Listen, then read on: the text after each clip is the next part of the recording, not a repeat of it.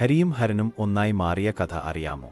കാലങ്ങൾക്കു മുമ്പ് ദേവലോകത്തും ഭൂമിയിലും ഒരു ചർച്ച തീപിടിച്ച പോലെ പടർന്നു. ഒരു ഭാഗത്ത് വിഷ്ണുഭക്തർ വിഷ്ണുവാണ് വലിയവൻ എന്നും മറുഭാഗത്ത് ശിവഭക്തർ ശിവനാണ് സർവശക്തൻ എന്നും വാദിച്ചു.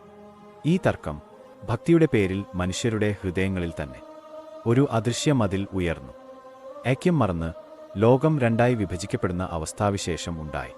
ഈ സമയത്താണ് ഗൂഹൻ എന്ന അസുരൻ കഠിനമായ തപസ് ചെയ്ത് ഒരു വരം നേടിയത്.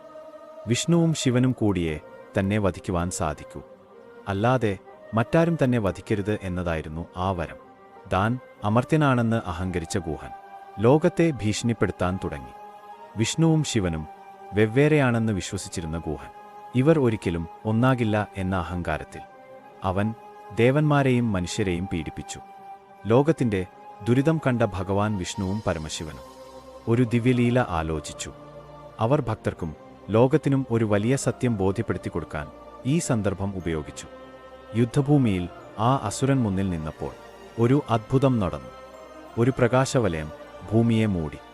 വലതുവശം ജടാമുടി, നെറ്റിയിൽ ത്രികണ്ണ്, കയ്യിൽ ത്രിശൂലവുമായി ഹരനും, അതായത് ശിവനും. ഇടതുവശം കിരീടം, നീലനിറവും കയ്യിൽ സുദർശന ചക്രവുമായി ഹരിയും ചേർന്നു ഒരൊറ്റ ശരീരമായി മാറി. ഈ അദ്ഭുത രൂപമാണ് ഹരിഹരൻ. ഈ തേജസ് കണ്ട അസുരൻ ഭയന്നുവിറച്ചു. ഹരിയും ഹരനും വെവ്വേറെ അല്ലെന്നും ഒരേ പരമാത്മാവിന്റെ രണ്ടു ഭാവങ്ങൾ മാത്രമാണെന്നും അവൻ വൈകി തിരിച്ചറിഞ്ഞു.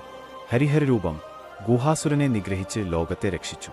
ഈ കാഴ്ച കണ്ടുനിന്ന ദേവന്മാരും ഭക്തരും അദ്ഭുതസ്തബ്ധരായി.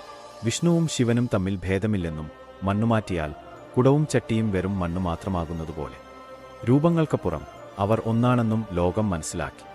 ഇതിന്റെ പ്രതീകമായാണ് പ്രശസ്തമായ ഈ ശ്ലോകം അറിയപ്പെടുന്നത്. ശിവായ വിഷ്ണുരൂപായ ശിവരൂപായ വിഷ്ണവേ, ശിവസ്യ ഹൃദയം വിഷ്ണു, വിഷ്ണോശ്ച ഹൃദയം ശിവ. വിഷ്ണു ശിവരൂപനും ശിവൻ വിഷ്ണുരൂപനുമാണ്.